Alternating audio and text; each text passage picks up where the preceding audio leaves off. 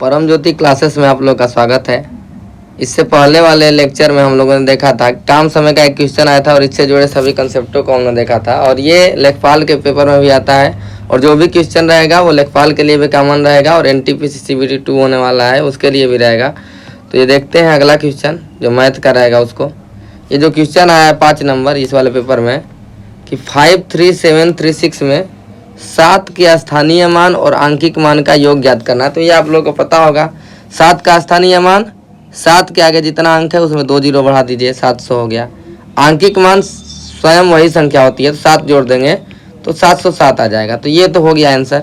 इसमें एक और बात देखें कि अगर दशमलव के बाद वाला आ जाएगा, जैसे मान लीजिए ये लिख दिया 53.234, अगर 3 का स्थानीय मान कहेगा तो 2 अंक के बाद है तो ये 10वां होता है, ये 100वां होता है, यानी 3/100 हो जाएगा। भाग देंगे तो 0.03 हो जाएगा। 4 का निकालना रहेगा तो 4/1000 रहेगा। 2 का निकालना होगा 2/10 रहेगा। तो ये बातें आप लोग याद रखेंगे। आइए अब चलते हैं अगले क्वेश्चन की तरफ।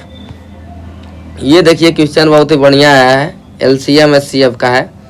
ये दिया है कि वह बड़ी से बड़ी संख्या ज्ञात कीजिए जिससे 128, 303 और 247 को विभाजित करने पर 4, 7 और 19 शेष बचता है। यानी कोई एक संख्या है इन चारों विकल्प में से, ये हमको नहीं पता है, पहले फाइंड आउट करना है। उससे इन तीनों को भाग देने पर शेष कितना आएगा। इसको भाग देंगे तो 4 शेष आएगा, इसको भाग देंगे तो 7 शेष आएगा, इसको भाग देंगे तो 19 शेष आएगा। ऐसे सवालों में सोचते कैसे हैं। अब 4 शेष कैसे आएगा, किसी भी संख्या में अगर भाग देंगे बड़ी से बड़ी संख्या में तो 4 शेष आया होगा, यानी कि इसमें अगर 4 घटा देंगे तो 124 उस संख्या से पूरी तरह से डिवाइड होगा। 7 घटा देंगे तो 296 इस संख्या से पूरी तरह से डिवाइड होगा और 247 में से 19 घटा देंगे यानी कि 228 जो बड़ी से बड़ी संख्या होगी इससे पूरा डिवाइड होगा। जब भी बड़ी से बड़ी संख्या कहते हैं तो इसका SCF निकाला जाता है तीनों का, और SCF का मतलब ये होता है कि वह बड़ी से बड़ी संख्या जो तीनों को डिवाइड करे। तो इन चारों ऑप्शनों को अब यहाँ से ध्यान से देखेंगे। इसमें से 5 कटेगा नहीं किसी से, क्योंकि आखिरी में 5 और 0 नहीं है। 6 को कटने के लिए 2 और 3 से कटना चाहिए। 4, 2, 6 एक साथ, ये 3 से कटेगा नहीं तो 6 से भी ये नहीं कटेगा तीनों, और 7 से भी ये तीनों नहीं कटेगा, लेकिन ये तीनों 4 से कटेगा क्योंकि आखिरी 2 अंक 24 4 से कट रहा है, 96 भी 4 से कट रहा है और 28 भी 4 से कट रहा है। तो इसका आंसर सीधा 4 हो जाएगा। तो ये सब आप लोग को दिमाग लगाना है। ऐसे ये कैसे हम लोग कर सकते हैं। अगर मान लीजिए इसी क्वेश्चन में एक दे देता है कि वह बड़ी से बड़ी संख्या ज्ञात कीजिए, 3 अंक दे देगा और कहेगा इससे समान शेष बचे। ये जो तीनों अलग अलग शेष दिया है इसकी जगह पे अगर समान शेष दे दिया रहेगा और वैसे अगर क्वेश्चन को सॉल्व करना रहेगा तो हम लोग करते क्या है कि इन तीनों को घटाते हैं आपस में। जैसे 128 303 हो गया और 247 हो गया, तो एक बार इन दोनों को घटाएंगे जितना आ जाएगा, इन दोनों को घटाएंगे जितना आ जाएगा, और फिर इसके बाद जो बच गया इन दोनों को घटाएंगे जितना आ जाएगा। अब इन तीनों में से किसी 2 का मौसा निकाल देंगे या तीनों का मौसा निकाल देंगे और जितना आंसर आता है तो उसका आंसर वो वाला होता है। इस क्वेश्चन को याद रखेंगे। ठीक, जब भी समान शेष दे देगा तो क्या करेंगे, अंतर निकाल के मौसा निकालेंगे। क्या करेंगे, अंतर निकाल के फिर मौसा निकालेंगे। इतना हो गया क्लियर। फिर एक क्वेश्चन आता है कि वह छोटी से छोटी संख्या ज्ञात कीजिए जिसको क्रमशः जैसे 2, 3, 4 से भाग देने पर एक शेष बचे। तो एक शेष बचने का मतलब छोटी से छोटी संख्या निकालेंगे जो इन तीनों का डिवाइड करे, और एक शेष बचने का मतलब है कि एक जोड़ देंगे तभी तो डिवाइड करेगा। जैसे अगर हम कह दें कि 11 में 2 का भाग दे दें तो कितना आ जाएगा, 5 बार में जाएगा, एक शेष बच जाएगा। यानी कि 2 से तो 10 पूरा कट जाता है, 2 से तो 10 पूरा कट जाएगा। इन कह देगा कि वो संख्या बताना है कि 2 से भाग देने पर एक शेष बचे, तो ये क्या हो जाएगा 10 + 1 हो जाएगा। मतलब ये 2-3 संख्या देगा, यानी दोनों से डिवाइड होना चाहिए। और ये छोटी से छोटी संख्या बताना है, तो छोटी से छोटी संख्या क्या होगी, 1 जोड़ देंगे, 2, 3, 4 का LCM हो जाएगा, 12 में 1 जोड़ देंगे तो 13 हो जाएगा। ये छोटी से छोटी संख्या हो जाएगी। ठीक, तो ऐसे निकालते हैं, LCM निकाल के 1 जोड़ देंगे। ठीक, और इसी क्वेश्चन में देता है कि जोड़ने पर डिवाइड हो जाए तो क्या करेंगे, जब जोड़ने पर देगा तो LCM निकाल के घटा देते हैं। तो ये वाला भी क्वेश्चन आता है। तो इन सबको बातों को ध्यान में रखेंगे और ऐसे आप लोग पूरा रिवाइज कर लेंगे। और भी क्वेश्चन आते हैं, जैसे एक नापने वाला आता है कि इतना टोटल हमको नापना है और इतने मीटर कपड़ा है, तो पूरा नापने के लिए कितना मीटर का वो चाहिए, स्केल चाहिए या कुछ भी, तो उसमें भी क्या करते हैं, मौसा निकाल देते हैं। तो इसको भी याद रखेंगे। अब ये क्वेश्चन आया है चक्रवृद्धि ब्याज से, तो इसको कैसे हम लोग बताए हैं, इसका तो पूरा लेक्चर ही बना है, 5-6 लेक्चर है, और कितना इजी तरीके से बताए हैं। क्या बताया गया कि 10% वार्षिक ब्याज है, तो 1/10 हो गया, यानी कि 10 रुपया पर ब्याज कितना है, 1 रुपया, यानी 10 मूलधन है, तो मिश्रधन कितना हो जाएगा, 11, ब्याज कितना हो जाएगा, ये तो हो गया पहले वर्ष का। दूसरे वर्ष में कितना होगा, 10 से 11 हो जाएगा। फिर क्या बताया गया था, इसको गुणा कर देंगे, ये 100 से 121 हो जा रहा है, ऐसे बताया गया था ना, और 21 क्या हो जाएगा, ब्याज हो जाएगा। लेकिन अब क्वेश्चन में ध्यान से देखेंगे, ये मूलधन की जगह पर कितना दिया है, 6000, तो इसको अब कंपेरिजन कराएंगे 6000 से, 100 की जगह पर कितना है, 6000, यानी कि इसमें 60 का गुणा हुआ है 100 में, तो 60 का गुणा इसमें भी होगा, क्योंकि ब्याज पूछ रहा है, तो ब्याज में 60 का गुणा करेंगे, तो 21 छक 126, तुरंत हो गया ना 1260। तो ऐसे भी निकाल सकते हैं। अगर मान लीजिए मिश्रधन पूछता तो 121 में 60 का गुणा कर देते हैं। क्लियर हो रहा है कंसेप्ट, ये बस इतना ही ऐसे करना है। और अगर दूसरा तरीका देखें तो 2 वर्ष के लिए बस वो लगाएंगे, पूरा ब्याज निकाल देंगे टोटल परसेंटेज में। तो ये पहला फार्मूला था, a + ab अपॉन 100, तो ये करेंगे 10% का, तो 21% आता है, 21% ब्याज हो गया, तो 6000 का 21% निकाल देंगे। 2 0 से 2 0 कैंसिल, 21 छक 126, तभी 1260 आ जाएगा। लेकिन ये केवल 2 वर्ष के लिए काम आएगा, वो भी ऐसे अंक में जिसमें दशमलव ना आए। तो सबसे बढ़िया मेथड क्या है, ये है, ऐसे रिवाइज हम लोग कर देते हैं। ठीक, एक बार एक ये आता है गुना वाला सवाल, कि मान लीजिए 2 वर्ष में 4 गुना हो जाता है, ठीक, तो कितने वर्ष में 16 गुना हो जाएगा। तो ऐसे वाले क्वेश्चन में क्या करते हैं, 4 का स्क्वायर है ना जी, इसका 4 का स्क्वायर होगा तो 2 में 2 का गुणा करते हैं, यानी 4 वर्ष में ही हो जाएगा 16 गुना। ठीक, तो ऐसे भी आता है क्वेश्चन, ये हमेशा स्क्वायर में ही देगा, तो इसको भी ध्यान रखेंगे ये चक्रवृद्धि ब्याज में। इसके बाद अब ये क्वेश्चन देखिए 9 नंबर, ये भी बहुत ट्रेंडिंग क्वेश्चन है और बार बार आता है। एक वृत्त की त्रिज्या में 25% कमी कर दी जाए तो क्षेत्रफल में क्या होगा। तो हम लोग क्षेत्रफल का फार्मूला लिखेंगे, क्या होता है, पाई आर स्क्वायर। पाई तो कांस्टेंट है, इससे नहीं मतलब है, यानी r इंटू आर हो गया। हम लोग क्या बताए थे, ये कभी ऐसे आ जाए a = b इंटू सी आ जाए, या मल्टीप्लाई में कुछ भी आ जाए, तो हम लोग क्या निकालेंगे, गुना में लिख के लगा लेंगे। 25% कमी का मतलब, 25% मतलब क्या होता है, 1/4। ये कमी दिया है ना, तो कोई भी वैल्यू जब परसेंटेज में निकालते हैं, बढ़िया से पूरा पढ़ाया गया है, आप लोग प्ले लिस्ट में जाएंगे देखेंगे तो सब बताया गया है। तो ये क्या है, कमी है, ये क्या है, मूलधन है, क्योंकि मूलधन बेस में होता है, तो यानी कि मूलधन 4 है, तो ये कमी हो गया, यानी कि मिश्रधन कितना हो गया, ये कितना मूलधन कर रहे हैं, ये त्रिज्या की बात हो रही है, पहले की वैल्यू है, ऊपर वाला बाद की वैल्यू है। इसको मिटाइए, ठीक, तो ऊपर वाली वैल्यू बाद की है, नीचे वाली पहले की, यानी पहले 4 थी तो बाद में कितना होगा, त्रिज्या 3 होगा। यानी गुना में लिखेंगे तो कैसे लिखेंगे, बाद बटा में पहले लिखेंगे, यानी 3/4 गुना हो गया, यानी ये हो गया 3/4 गुना, और 2 बार है r, तो ये भी 3/4 गुना, यानी कितना हो गया, 9/16 गुना हो गया क्षेत्रफल।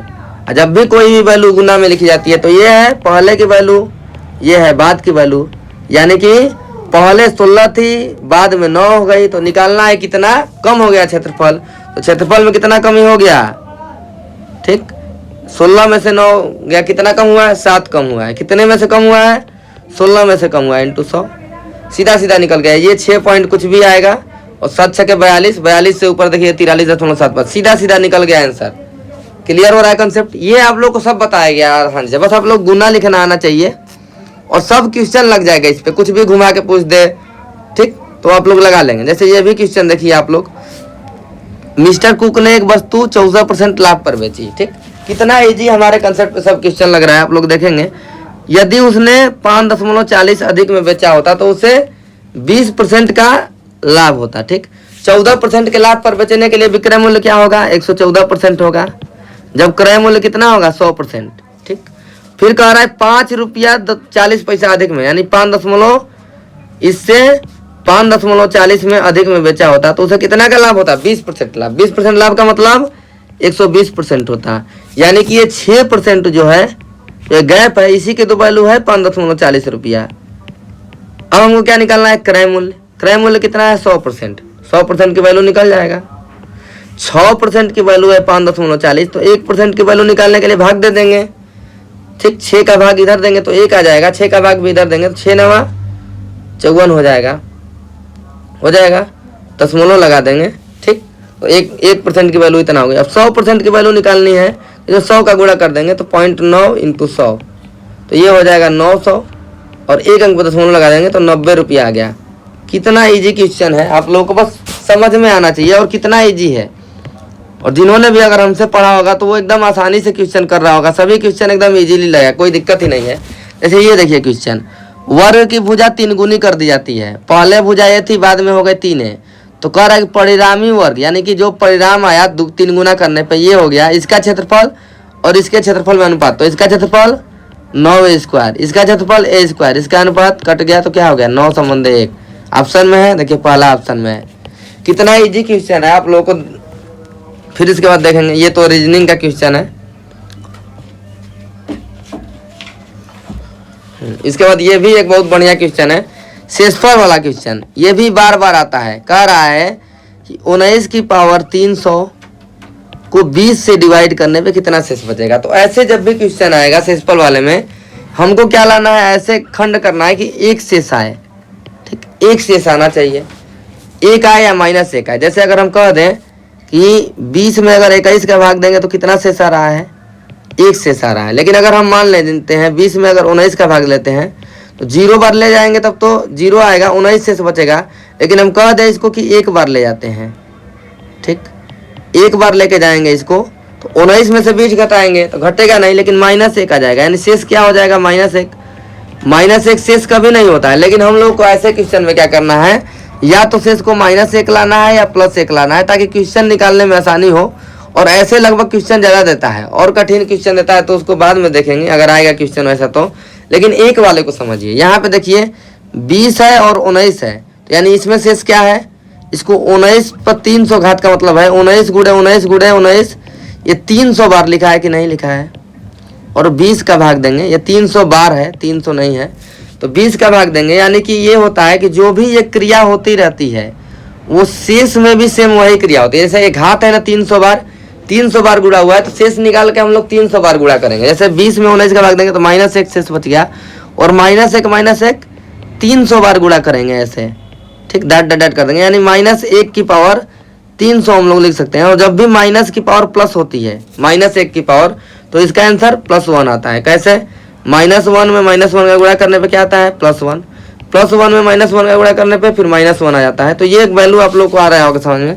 तो ये हो गया क्वेश्चन। जैसे अगर क्वेश्चन में दे दे ऐसे, जैसे मान लीजिए 28 हो गया, ठीक, इसकी पावर मान लीजिए कुछ है 5 है या कुछ भी मान लीजिए, ये 3 का भाग देना है, तो ये तो 3 से तो कट नहीं रहा है, लेकिन ये 3 से 9 बार में कटने पे 27 हो जा रहा है, ठीक, मतलब एक आ जा रहा है। यानी कि इसको कह सकते हैं कि 1 शेष आ रहा है और 5 की पावर है, तो ऐसे भी कर सकते हैं, यानी डायरेक्ट अंक साथ ही में नहीं देगा। यानी 3 की पावर 3 करने पे यह आ रहा है 27, यानी 1 का अंतर आ गया। यानी कि जो भी ये देगा हर में, इसका पावर करने पे 1 का अंतर आएगा, तो इसको ध्यान रखना है ऐसे क्वेश्चनों में। तो ये बस इसका यही कंसेप्ट था। इसके बाद और देखते हैं, ये क्वेश्चन देखिए, ये क्वेश्चन बस थोड़ा बहुत कठिन लग रहा है थोड़ा देखने पे ऑप्शन, लेकिन ये एकदम ईजी है। क्या करेंगे, लाग में आंसर दिया है ना, तो लाग ले लेंगे दोनों तरफ, लाग y बराबर लिख देंगे लाग x, इधर लाग ले लेंगे, तो लाग 2 + a की पावर z होता है। एक दिन लाग वाला क्वेश्चन आया था तो उसमें बताया गया था कि जब भी लाग का ये पावर होता है तो इसको इधर लेके आ जाते हैं, यानी मल्टीप्लाई में हो जाता है पीछे आके, ये जेड लाग हो जाएगा 2 + a हो जाएगा। जेड की वैल्यू फाइंड आउट करनी है तो जेड को इधर लेके जाएंगे, लाग x हो जाएगा, और y को इधर लेके आ जाएंगे तो लाग x बटा में y हो जाएगा, और लाग ये 2 + a हो जाएगा। इसको अगर ऑप्शन में देखें तो ये हो गया लाग x बटा में y हो जाएगा, ये डिवाइड है तो ये बेस e हो जाएगा, और बटा में लाग 2 + a हो जाएगा। और इस ऑप्शन को देखें, चौथे ऑप्शन को, सेम वही ऑप्शन आया है और किसी में नहीं है ये। इसके बाद अगला क्वेश्चन देखते हैं। ये क्वेश्चन देखिए कितना ईजी है, ठीक, ये दिया है कि x - y बराबर करनी में 3/2 है, x + y काश का 1/2 है, तो x y अगर धनात्मक न्यून कोण है और x की वैल्यू हमेशा y से बड़ा है या बराबर है, इसको ध्यान रखना है। x की वैल्यू जब भी होगी y से बड़ी होगी या बराबर होगी, और x का मान ज्ञात करना है। तो देखिए साइन x माइनस वाई कर देंगे और करने में 3/2 यानी कि साइन 60 की वैल्यू होती है। ठीक, यानी कि साइन 60 यहाँ पे आना चाहिए। अब देखिए 60 कैसे आएगा यहाँ पे, अगर यहाँ पे 60 रख दें वाई की जगह 0 रख दें तो ये 60 आ जाएगा। तो ये तो हो गया एक केस, और भी तरीका है लेकिन ये दूसरा केस देखते हैं। काश x प्लस वाई बराबर 1/2 है तो ये भी हो जाएगा काश 60। ठीक, यहाँ भी 60 आ रहा है तो 60 आने के लिए क्या चाहिए, यहाँ पे x की जगह 60 चाहिए, y की जगह 0 चाहिए। तो वैल्यू पुटिंग मेथड से भी आ गया x बराबर 60। अगर नहीं आ रहा है तो क्या करेंगे, इसको अगर सॉल्व करेंगे तो x माइनस वाई बराबर 60 आ गया और x प्लस वाई बराबर भी आ गया 60। दोनों को जोड़ देंगे तो 2x आ गया और ये 120 आ गया। तो x बराबर क्या आ जाएगा, 60 आ जाएगा भाग देने पर। तो ये कितना इजी क्वेश्चन था। तो ऐसे ही क्वेश्चन लेखपाल में भी आएगा, ये त्रिकोणमिति अगर सिलेबस में होगा तो ये आएगा। ये क्वेश्चन बहुत बार पूछा गया। देखिए 4 घंटे, ये 4.17 घंटे है। घंटे मिनट और सेकेंड के रूप में किस प्रकार विभाजित किया जा सकता है। तो ये क्वेश्चन बहुत ट्रेंडिंग है और लोग पक्का गलती करते हैं। जैसे 4.17 घंटे तो ये तो हो गया 4 घंटा, 0.17 का मतलब है 0.17 घंटा। ठीक, अब घंटा को मान लीजिए अगर आप लोग को बदलना है मिनट में तो 1 घंटा में होता है 60 मिनट। तो इतना घंटा में कितना मिनट, तो इसमें क्या करना पड़ेगा 60 का मल्टीप्लाई 17 छः के कितना होता है 102 और 1 0, 2 अंक पे दशमलव, 2 अंक पे दशमलव लगा देंगे यानी 10.20। ये क्या आ गया, मिनट आ गया। अब मिनट को बदलते हैं तो क्या लिखेंगे 10 मिनट। ठीक, 4 घंटा 10 मिनट हो गया। अब प्लस ये 2 ऑप्शन में है 10 मिनट, 4 घंटा 10 मिनट 3 ऑप्शन में है तो ये तीनों में से कोई भी सही हो सकता है। अब देखते हैं ये 0.20 मिनट का मतलब क्या होता है। अब 1 मिनट में होता है 60 सेकेंड तो 0.20 मिनट में कितना सेकेंड होगा, तो 0.20 इंटू 60 कर देंगे। 20 में 6 दूना के 12 हो जाएगा, 2 0 बढ़ जाएगा और 2 अंक पे दशमलव लगा देंगे तो कितना आ जाएगा 12 मिनट आ गया। यानी कि 12 ये क्या आ गया, सेकेंड आ गया। तो कितना इजी क्वेश्चन था। आप लोग अगर जल्दी करना रहा तो क्या करते हैं, 4 घंटा तो क्लियर ही है, कोई दिक्कत नहीं। 17 को क्या बदलते हैं 102 लिख देते हैं। ठीक, 17 छः 102 डायरेक्ट करते हैं, 0.20 का बदल देते हैं 60 का गुणा करके, यानी 2 बार 60 का गुणा करना था। तो ये बस बात याद रखेंगे, जितना आएगा एक्स्ट्रा दशमलव के बाद उसमें 60 का गुणा करते जाना है। तो ये सेकेंड में हो गया। मान लीजिए अब ये पॉइंट में पूछ देता तो ये पॉइंट में तो कुछ नहीं आ रहा है, 12 सेकेंड डायरेक्ट हो गया।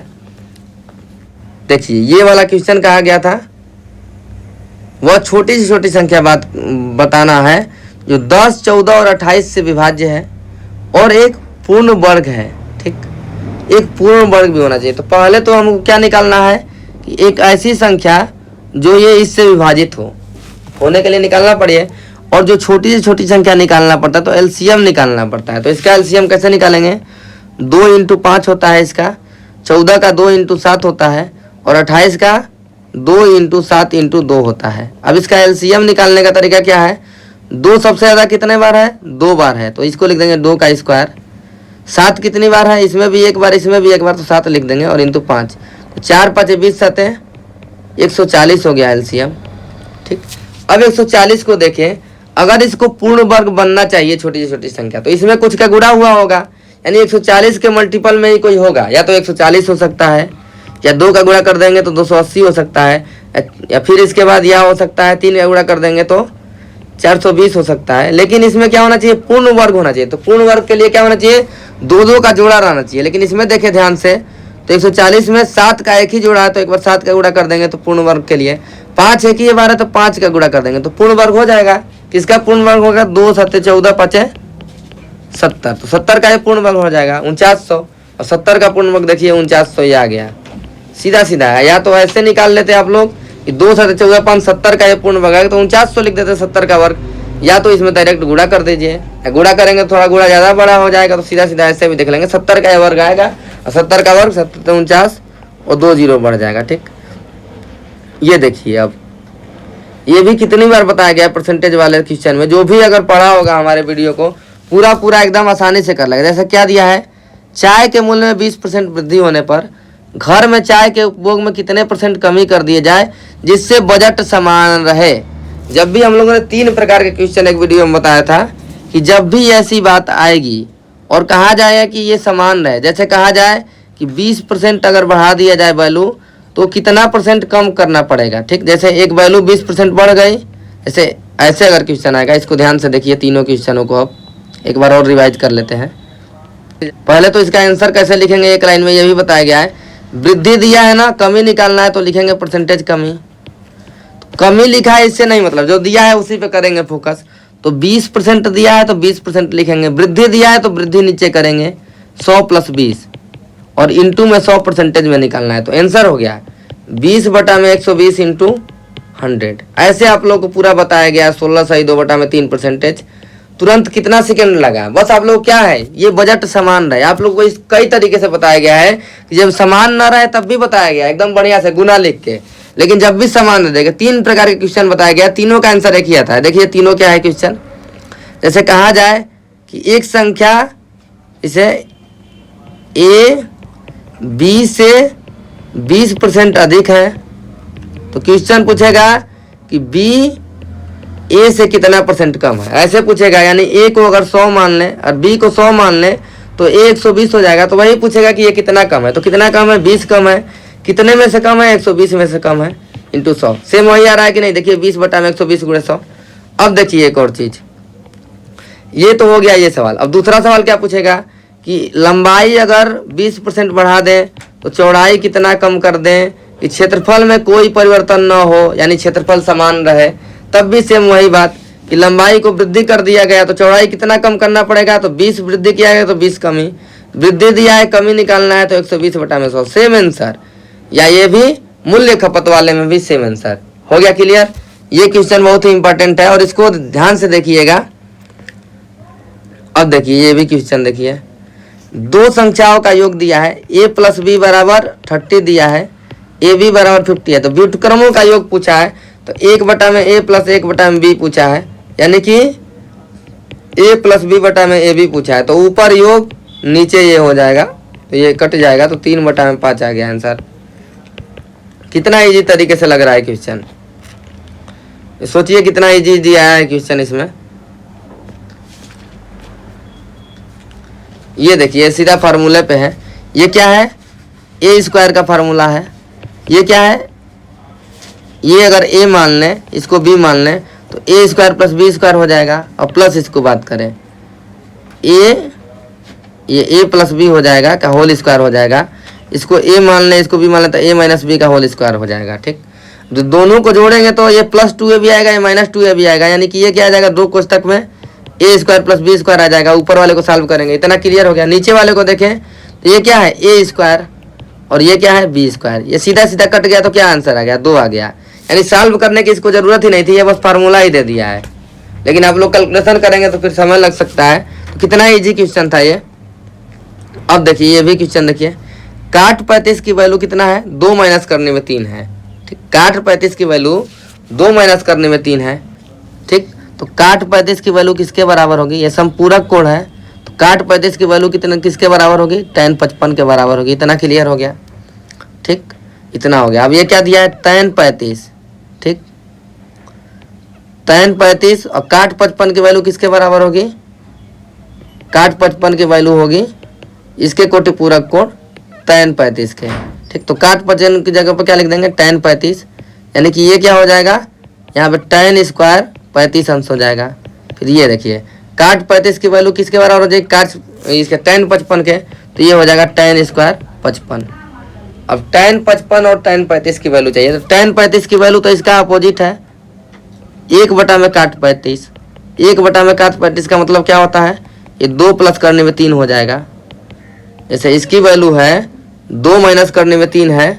ठीक, और जब भी इसका अंतर 1 होगा, 2 का स्क्वायर 4, 3 का स्क्वायर 1, 4 में से 3 घटाएंगे तो ये हो जाएगा 4 में से 3 गया 1। जब भी इसका अंतर 1 होगा तो इसका सीधा सीधा अपोजिट हो जाएगा वैल्यू जब 1 में करेंगे, यानी कि 1 में 2 प्लस 2 माइनस करने में 3 करेंगे। तो ये जब भी ऐसे करेंगे ऊपर गुणा करेंगे इसके अपोजिट साइन से, तो ये 2 प्लस करने में 3 आ जाता है। ठीक, ये हो गया एक कंसेप्ट। तो ये हो गया 2 माइनस करने में 3। और tan 55 की वैल्यू कितना आएगी, ठीक, tan 55 की वैल्यू कितना आएगी, काट 55 के अपोजिट के। ठीक, tan 55 की वैल्यू क्या आएगी, इसके कोटि पूरक कोण है तो काट 35 बराबर tan 55 है। ठीक, तो tan 55 की वैल्यू कितना आएगी, जितना cot 35 की वैल्यू है, यानी 2 माइनस करने में 3 हो जाएगा। ठीक, तो इसको tan 35 की वैल्यू हम लोगों को पता है, निकाले हैं। tan 35 की वैल्यू कितना निकाले हैं, 2 प्लस करने में 3, यानी 2 प्लस करने में 3 का होल स्क्वायर और प्लस 2 माइनस करने में 3 का होल स्क्वायर। इसको करेंगे तो 4 और प्लस 3, ठीक, और ये हो जाएगा 2 दूना के 4, ये 2 करने में 3, ये कट जाएगा जैसे ऊपर वाला क्वेश्चन था। तो ये 2ab हो जाएगा, यहाँ पे क्या होगा माइनस 2ab होगा, तो ये दोनों कट जाएगा गुणा करने पे भी, तो उसको लिखना नहीं है। यहाँ भी क्या आएगा 4 प्लस 3 होता है ना, जैसे ये a प्लस बी का होल स्क्वायर करेंगे और a माइनस बी का होल स्क्वायर करेंगे। ठीक, तो ये करेंगे तो क्या आएगा a square plus b square और plus a square plus b square है। 2ab प्लस होगा 2ab माइनस होगा, जैसे ऊपर वाले क्वेश्चन को देखिए, यहाँ पे आया था कि नहीं आया था, 2a square plus b square, same यही की वही है। तो हो जाएगा a स्क्वायर की वैल्यू 4 और 3, 7 कितना हो जाएगा 14 आंसर दिया है। अब इसके ये वाला क्वेश्चन देखते हैं। जब भी आयु वाला क्वेश्चन आप लोगों को आए, कहीं भी आए, तो इसका इक्वेशन बनाने से पहले क्या करिए, वैल्यू पुटिंग मेथड करिए। कभी भी आए तो वैल्यू पुटिंग मेथड सबसे ज़्यादा बढ़िया है। जैसे देखिए, रवि की आयु उसकी पत्नी की आयु से 5 वर्ष अधिक है। ठीक, यानी कि रवि की आयु, तो पूछा क्या है, रवि की वर्तमान आयु पूछा है। जैसे अगर आंसर को मान ले 40 वर्ष, तो रवि की आयु तो 40 वर्ष हो गई। तो ये क्या पूछा है, रवि की आयु पत्नी की आयु से 5 वर्ष अधिक, यानी पत्नी की आयु क्या हो गई 35 वर्ष हो गई कि नहीं हो गई। अब देखते हैं दूसरा में, जिसकी आयु, ठीक, रवि की आयु उसकी पत्नी की आयु से 5 वर्ष अधिक है। ठीक, जब भी जिसकी लगता है हिंदी में, तो ये अपने बगल वाले के लिए लगता है, इतना याद रखेंगे। तो ये माँ के लिए लगा, यानी कि माँ की आयु से की 5 गुनी है, यानी कि इसकी पुत्री की आयु कितना हो गई 7 वर्ष हो गई। ठीक, 3 वर्ष पहले उसकी पुत्री की आयु, ठीक, 4 वर्ष थी। 3 वर्ष पहले उसकी पुत्री की आयु 4 वर्ष थी, यानी ये सेटिस्फाइड हो गया, यानी कि ये आंसर हो गया। आप लोग कहेंगे कि ये आंसर डायरेक्ट हो गया। 24 को देखिए, तो 24 हो गया, इसकी वैल्यू कितना हो जाएगी, 5 घटा देंगे तो 19 हो जाएगी। अब 19 का ये 5 गुना करेंगे तो कभी आएगा, 19 से 5 का भाग देंगे, 19 बटा 5, दशमलव में कभी आयु आएगी, नहीं आएगी, सीधा गलती। 25 लेंगे तो ये आ जाएगा 20, 5 गुना का मतलब ये आ जाएगा 4। अब 4 ये हो गया, 3 वर्ष घटाएंगे तो 1 वर्ष आ जाएगा, ये क्या दिया है 4 वर्ष, ये भी गलती हो गया। तो ये भी गलती, ये भी गलती और ये भी गलती। जब एक आंसर मिल गया तो सीधा सीधा खत्म। आप लोग एक लीजिए ऑप्शन और सीधा सीधा अगर सेटिस्फाइड हो गया तो वो आंसर सही हो जाएगा, सबसे बढ़िया तरीका है। 5 का स्थानीय मान पूछा है, तो 5 के आगे कितना अंक है, 1 2 3 4 5 6 7, यानी 5 के आगे उतना जीरो का मतलब 10 की पावर 7, 7 जीरो मतलब 10 की पावर 7। ठीक, हो जाएगा क्वेश्चन। क्या, तो अब आगे के क्वेश्चन को अगले वीडियो में देखेंगे। आज हम लोगों ने कम से कम 20 से 25 क्वेश्चन कर लिया। ठीक है, ये आप लोग कमेंट करके बताइएगा कि ये पार्ट कैसा लगा, और जिन्होंने भी हमारे चैनल को सब्सक्राइब नहीं किया है तो हमारे चैनल को सब्सक्राइब जरूर करें। ठीक है, धन्यवाद, आपका दिन शुभ हो।